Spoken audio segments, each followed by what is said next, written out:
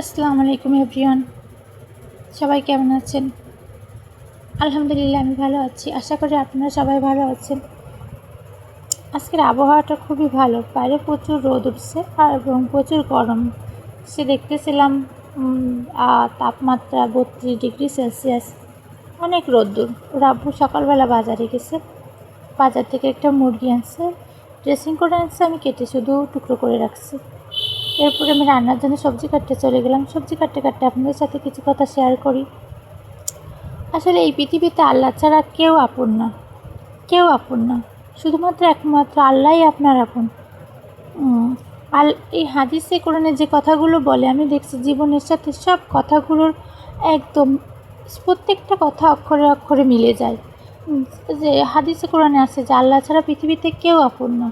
মা বলো, ভাই বলো, বোন বলো, সন্তান বলো, সবাই তোমাকে একদিন না একদিন ছেড়ে যাবে, সবাই তোমাকে কিছু না কিছু কষ্ট দেবে, কিন্তু আল্লাহ, একমাত্র আল্লাহ তোমাকে ছেড়ে যাবেন এবং তোমাকে কষ্ট দেবে না। তোমার যা কিছু চাওয়ার আছে সব কিছু আল্লাহর কাছেই চাও। আল্লাহর কাছে চাইলে আল্লাহ তোমাকে সব কিছু দেবে, কিন্তু মানুষের কাছে চাইলে তুমি দুঃখ পাবা, হতাশ হবা। মানুষ তোমাকে একটা জিনিস দিয়ে বারবার খোঁটা দিবে যে এইটা দিছিলাম, তুমি তোমার জন্য এই করছি সেই করছি, কিন্তু আল্লাহ তো প্রত্যেকটা মানুষের জন্য কত কিছুই করতেছে।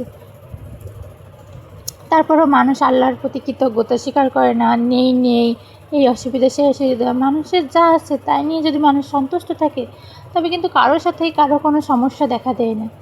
শুধু মানুষকে ফাঁকু দেওয়া, অন্যের সম্পদ ভোগ করা, অন্যের সম্পদ না দেওয়া, এগুলো মানুষের জীবনের জন্য নিত্য নৈমিত্তিক ব্যাপার হয়ে গেছে। যে কে কারে ঠকাই খাবে, কে কারটা বেশি খাবে, এটা যেন মানুষের জীবনের একটা অঙ্গ হয়ে দাঁড়াইছে। আমি সাধারণত মশলা বেটে রান্না করি, পেঁয়াজ আর কাঁচামরিচ, জিরা, এইগুলো বেটে আমি রান্না করি। মশলাগুলোকে বেটে নিচ্ছি। কথা বলতে বলতে অনেক কথাই আপনাদের সাথে শেয়ার করি, কারণ আপনারা এখন একটা পরিবারের মতো।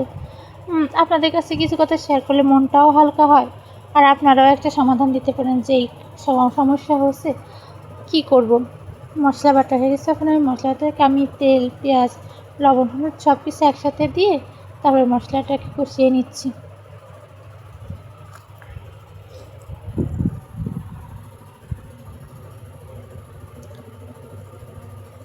প্রত্যেকটা মানুষের জীবনে কিছু না কিছু সমস্যা আছে, আর ইনশাল্লাহ প্রত্যেকটা মানুষে আল্লাহ তাআলা তার সমস্যার সমাধান দিক, সবাই তার জীবনের লক্ষ্যে পৌঁছাক, এই কামনাই করি। এখন মানুষ কেমন যেন মানুষের ভালোই চায় না, শুধু মানুষের ক্ষতি করা, মানুষ কীভাবে মানুষেরটা একটু বেশি খাবে, বেশি নিবে, এটার জন্যই কেমন যেন মানুষ ঘুরে বেড়ায়।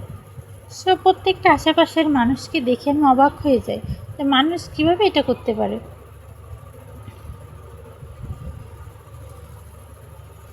আমি রান্না করতে করতে আপনাদের সাথে অনেক কথা শেয়ার করি, মন চাই যে সব কিছু আপনাদের সাথে শেয়ার করি, কিন্তু ভাবি কি না থাক, আজকে না অন্য দিন শেয়ার করব, হয়তো এই সমস্যার সমাধান হয়ে যাবে। লোক জানাজানি হলে কী হবে, লোকরা কী ভাববে, সবাই কি বলবে, এই জন্য আসলে মাঝে মাঝে শেয়ার করা হয় না। আবার ভাবি কি না আপনাদের সাথে শেয়ার করি, ভালো লাগবে, মনটা হালকা হবে। মশলাটাকে ভালোভাবে কষিয়ে নিচ্ছি, সবজির সাথে মশলার সাথে কষিয়ে মশলাটাকে এখন ঢাকনা দিয়ে রাখবো। ঢাকনা দিয়ে রেখে কিছুক্ষণ সিদ্ধ দিয়ে দেব।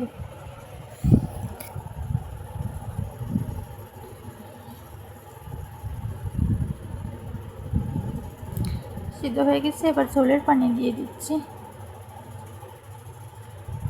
আমার রান্না হয়ে গেছে। আজকে আমি রান্না করছি হচ্ছে আলু, মাছ আর হচ্ছে ধুন্দুলের একটা তরকারি রান্না করছি, আর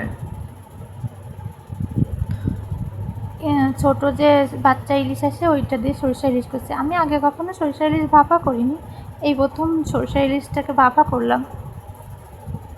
কেমন হচ্ছে খাওয়ার পর আপনাদের বলবো। এই যে সরিষা ইলিশ ভাপা করছি,